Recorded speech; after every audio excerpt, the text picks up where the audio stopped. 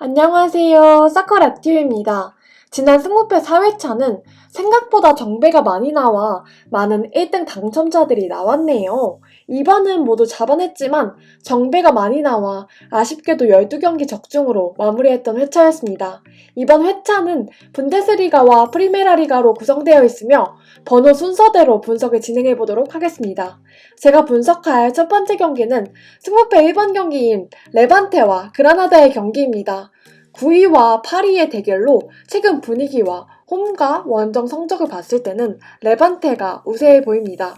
상대 전적은 1승 1무 1패로 굉장히 대등한 모습이네요. 홈팀 레반테가 주로 공을 점유하며 경기가 진행될 것으로 보이며 레반테는 홈에서 볼을 많이 소유할 때 패배는 없지만 무승부가 굉장히 많네요. 한편 그라나다는 원정에서 역습 전술을 사용할 때 굉장히 높은 패배 확률을 보이고 있습니다. 또한 전술적으로 들여다보면 레반테의 강점인 왼쪽 공격이 그라나다의 약점인 오른쪽 수비를 상대로 많은 기회를 만들어낼 것으로 예상이 됩니다.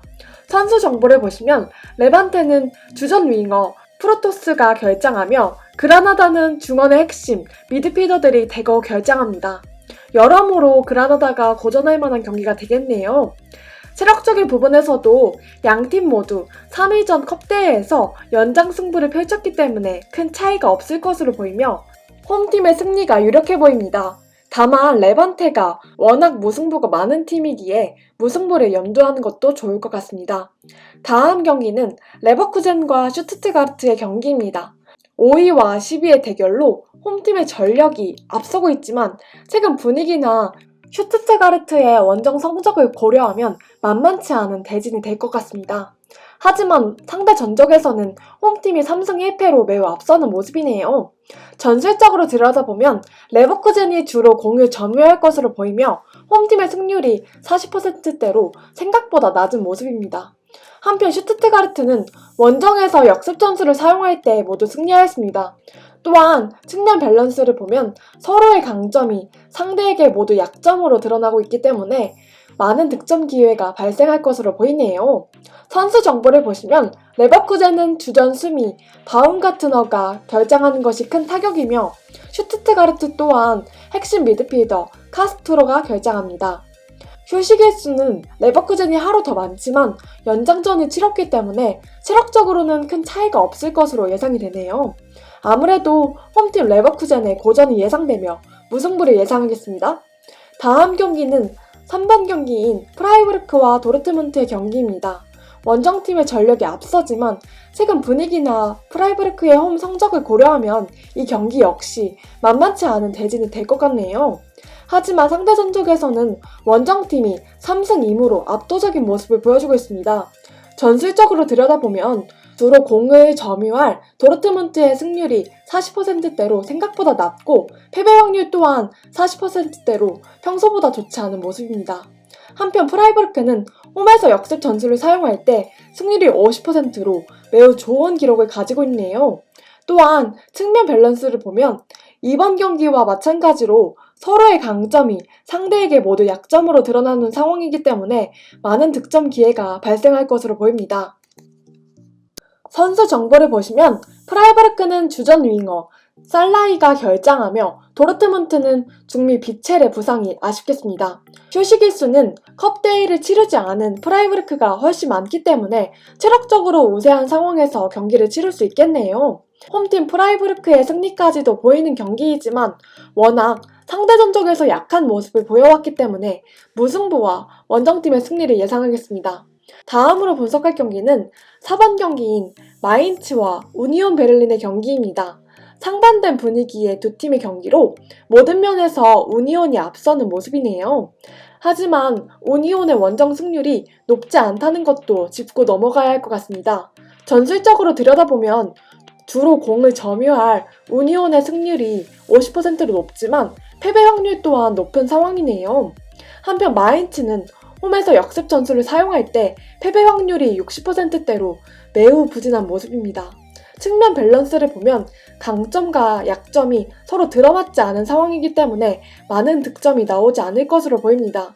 선수 정보를 보시면 마인츠는 미드필더와 왼쪽 측면에 부상 선수가 많지만 경미한 부상을 입은 선수들이 대부분이기에 경기에 나설 가능성도 있는 상황입니다. 한편 우니온 또한 주전 선수들의 부상이 많지만 장기 부상인 크루제를 제외하면 부상 상태에 따라 경기 출전이 가능하겠습니다. 여러모로 원정팀의 승리가 좋아 보이는 경기이지만 양팀의 부상 상황을 좀 더 지켜보고 결정하는 것이 좋을 것 같네요.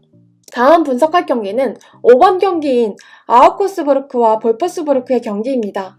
기록을 보시면 현재 순위나 최근 분위기 모두 볼프스부르크가 앞서고 있는 상황이지만 아우크스의 분위기가 크게 나쁘지는 않은 상황이네요. 볼프스 역시 원정에서의 승률이 다소 아쉬운 모습입니다. 상대 전적은 홈팀 기준 2승 1무 3패로 원정팀이 약간 우세한 상황이며 전술적으로 들여다보면 주로 공을 점유할 볼프스가 패배는 없지만 무승부 비율이 너무 높다는 것을 알 수 있습니다. 한편 아우크스는 생각보다 홈에서 역습 전술 사용 시 패배 확률이 60%대로 굉장히 높습니다. 측면 밸런스를 보면 볼프스의 강점인 왼쪽 공격이 아우크스의 약점인 오른쪽 수비를 경기 내내 괴롭힐 것으로 보이네요. 선수 정보를 보시면 아우크스는 설상가상으로 약점인 오른쪽 풀백 자리에 프란베르거가 결장하여 전력이 더 약화되겠습니다. 한편 볼프스는 왼쪽 풀백 루시옹이 부상으로 이탈한 상황이네요. 여러모로 원정팀의 승리가 좋아 보이는 경기로 볼프스가 컵 대회로 인해 부족한 체력만 극복한다면 큰 이변은 없을 것 같습니다. 다음으로 보실 경기는 6번 경기인 엘체와 비아레알의 경기입니다. 엘체는 초반 상승세가 완전히 꺾여 최악의 모습을 보이고 있으며 비아레알은 좋은 시즌을 보내고 있네요. 비아레알이 원정에서 무승부가 많다는 것과 단 한 번의 상대 전적에서도 양팀이 무승부를 거뒀다는 점이 눈에 띄는 기록입니다. 전술적으로 들여다보면 주로 공을 점유할 비아레알은 무승부 비율이 매우 높으며 엘체는 홈에서 역습 전술 사용 시 패배 확률이 50%대로 굉장히 높은 모습입니다. 측면 밸런스를 보면 서로의 강점을 이용해 상대의 약점을 공략할 수 있어 많은 기회가 나올 것으로 예상이 되네요. 결장 정보를 보시면 엘체는 수비 라인과 미드필더의 징계와 부상으로 인한 이탈 선수가 너무 많은 상황입니다. 한편 비아레알 또한 부상 선수가 많으며 특히 오른쪽 풀백 라인이 붕괴된 모습이네요. 게다가 비아레알만 주중 컵대회에서 연장전을 치르며 체력 소모를 많이 한 상황이기에 이변이 나올 여지가 충분해 보입니다. 원정팀의 승리와 무승부를 함께 가져가는 것이 좋을 것 같습니다. 마지막 경기는 7번 경기인 메넨그라드 바흐와 켈른의 경기입니다. 최근 상승세인 홈팀이 여러모로 앞서는 기록을 보여주고 있으며 켈렌 또한 최근 성적과 원정 성적이 나쁘지 않은 모습입니다. 다만 상대 전적에서는 홈팀이 4승 1패로 굉장히 강한 면모를 보이고 있네요. 전술적으로 들여다보면 주로 공을 점유할 메넨은 무승부 비율이 높아 다소 아쉬운 승률을 보여주고 있습니다. 한편 켈렌은 원정에서 역습 전술 사용 시 승리 반, 무승부 반으로 굉장히 강한 모습이네요. 측면 밸런스를 보면 켈렌의 오른쪽 공격에 의해 메넨의 왼쪽 측면이 공략당할 여지가 있겠습니다. 결장 정보를 보시면 메넨은 주요 부상 선수가 없습니다.